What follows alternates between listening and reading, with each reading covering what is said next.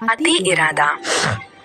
यह पाठ उन आती इरादे वाली खिलाड़ियों पर आधारित है जिन्होंने अपनी अपंगता पर विजय प्राप्त करके दुनिया को चकित ही नहीं किया, अपितु ओलंपिक खेलों में विश्व विजेता भी बने। विल्मा रुडोल्फ जब 4 वर्ष की थी तब पोलियो और न्यूमोनिया के कारण उसका दायां पैर बेकार हो गया। डॉक्टरों की सलाह पर भाई बहन उसके पैर की मालिश करते। इससे लाभ हुआ और वह बैसाखियां छोड़ ऑर्थोपेडिक जूते पहनकर बास्केटबॉल खेलने लगी। एक प्रशिक्षक की मदद से 4 वर्ष के पश्चात ही 1956 में मात्र 16 वर्ष की आयु में वह अमेरिका के ओलंपिक दल में स्थान पा गई और 400 मीटर की दौड़ में कांस्य पदक पाने में सफल रही।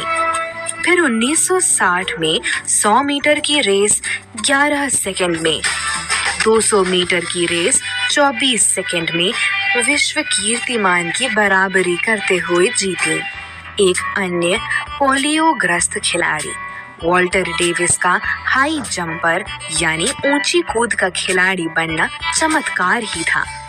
उस पर भी 8 वर्ष की आयु में पोलियो का आघात हुआ, पर उसने हिम्मत न हारी।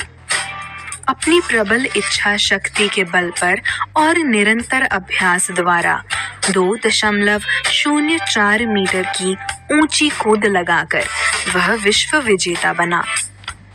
एक अन्य एथलीट रेमंड इवरी का भी बहुत कम उम्र में कमर के नीचे का हिस्सा लकवाग्रस्त हो गया था, लेकिन उसने पैरों के व्यायाम की अपनी ही तकनीक विकसित की।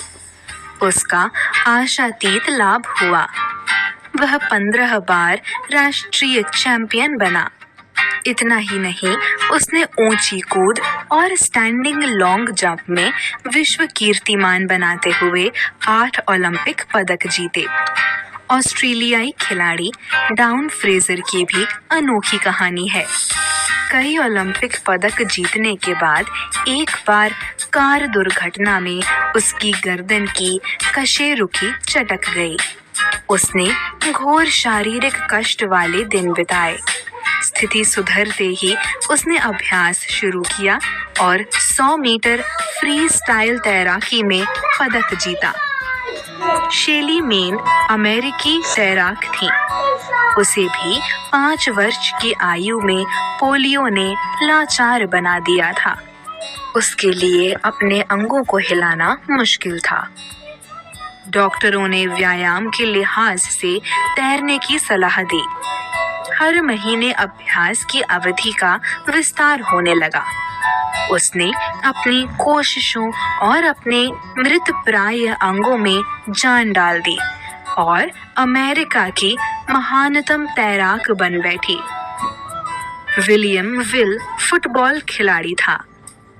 एक बार उसके दाहिने घुटने की हड्डी टूट गई। ऑपरेशन के बाद भी उसके घुटने का लचीलापन न लौट सका। उसे लगा कि अब वह कभी न खेल सकेगा। एक दिन उसने शॉट पुट फेंकते हुए खिलाड़ियों को देखा। फिर तो धीरे धीरे वह इसमें इतना रम गया कि रोम ओलंपिक में उसने इस प्रतियोगिता में स्वर्ण पदक जीता। निशानेबाज केरोली टैकेक्स का दाहिना हाथ ही नहीं था।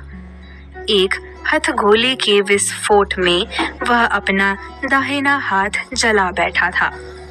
उस समय यूरोप के बेहतरीन निशानेबाजों में उसकी गणना होती थी। उस दुर्घटना के बाद उसने बाएं हाथ से निशाना साधने का भरपूर अभ्यास किया और अपने कौशल को इस स्तर पर ले गया कि ओलंपिक पदक जीतने में कामयाब हुआ।